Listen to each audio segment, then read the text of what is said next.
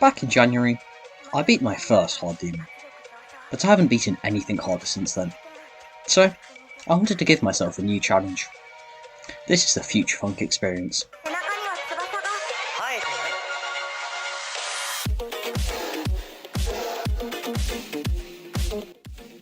The first thing I wanted to say about this level is that it absolutely humbled me. I was expecting the completion to take maybe a handful of days, just a bit longer than the other hard demons I've done. But no, it took almost 3 weeks. There were points that I felt like I was losing consistency, just because of how long I spent playing the level without getting to the end consistently. Future Funk does some representation in quite an unusual way. I'm sure you're quite familiar with the level song from the Future Funk music genre, where the level gets its name, characterised by sampling and remixing sections of older songs. Well, this level does the GD equivalent of this, as a large proportion of the level are reimagined parts of 2 old levels. These 2 levels are Clutterfunk and High Life, a 1.9 classic. There are still some original sections though. Difficulty wise, Future Funk gets exponentially harder as the level goes on. This is a common theme for all of Jonathan GD's levels. I remember playing Biru's grueling dueling ship at the end. Unfortunately, unlike that level, I didn't fluke this from 30%. Tangent aside, the Clutterfunk section, encompassing the first 40% of the level, was the easiest part by far. The Q parts from 20 to 29% had some timings that took some time to get used to, and the 34% ship parts had the tightest gameplay yet. But this chunk of the level requires the shortest practice time. Moving on to the High Life parts, which starts off fairly easy until the 45% dual wave part. This contains some tight wave corridors, combined with a couple of short mini wave sections, which are much harder to control. Plus, the dual UFO parts that break it up have timings which are harder than they first look. This is followed up by a spider section with some fake paths, and then you're right before the duel, so it's easy to choke. And now, it's time for the infamous 62% duel. It starts off symmetrical and quite easy, then gets slightly more disorientating with the ball portal thrown in, but if you follow the jump indicators it's not too bad. The part with the ship is definitely the hardest, especially where you straight fly on top, with ball clicks on the bottom. The trick is to hold the click slightly, so you get enough height for the ship. Transitioning out of that is also quite tough. Sometimes I would click before the pink orb and fly over it and die. My method was to click the pink orb and also click as the ball hit the blue pad to get enough ship height. The duel ends with a robot click, which you can overshoot into the swords if you're not careful. Now you're past one of the hardest parts of the level, so your nerves shoot up and it's don't choke time! Luckily Jonathan had some mercy and gave us a couple relatively easy parts, as some breathing room before the level's final part. The 80% mini cube is particularly chokeable though, with most blocks having spikes on the end. It's time for the last, hardest and most recognisable part of Future Funk, the space section. The number of times I died here became quite painful by the end. Here are my deaths: 86, 87 times 3, 90 times 2, 93 times 4, 94 times 3, and 95 times 2. In fairness, the first half of this part is much easier, with this ball timing being the hardest bit. However, the last 10% of this level is absolutely no joke. It starts off with this blind transition into this more glow-styled part, containing the level's hardest ship section. After this, there's the 3 hardest wave corridors of the level, including a mini wave part. I cannot emphasise enough how hard this part of the level is, containing the second hardest bit of raw gameplay in the whole level, plus your nerves will be huge by this point. I did say that's the second hardest bit of raw gameplay in the level, so what is the hardest? Well...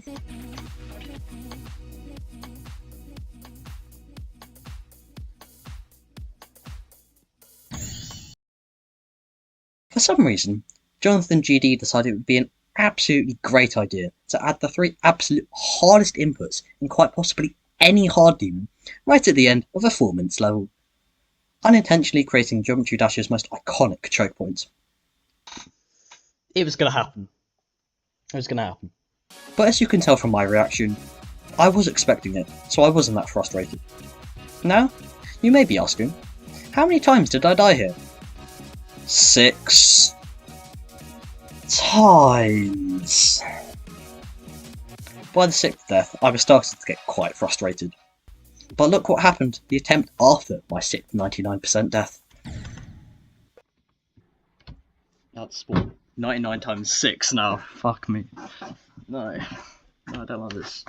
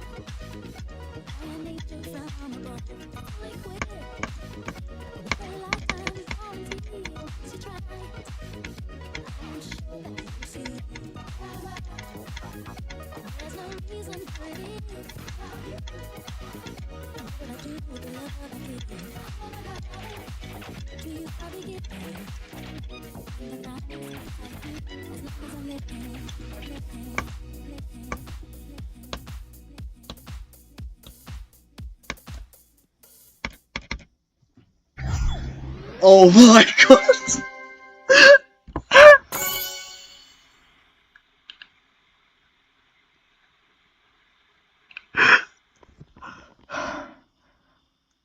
It's finally over. It's finally over. I finally fucking beat it.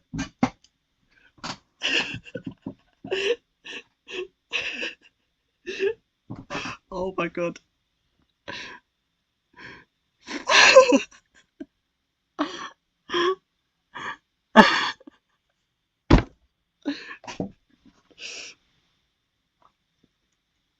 Yes.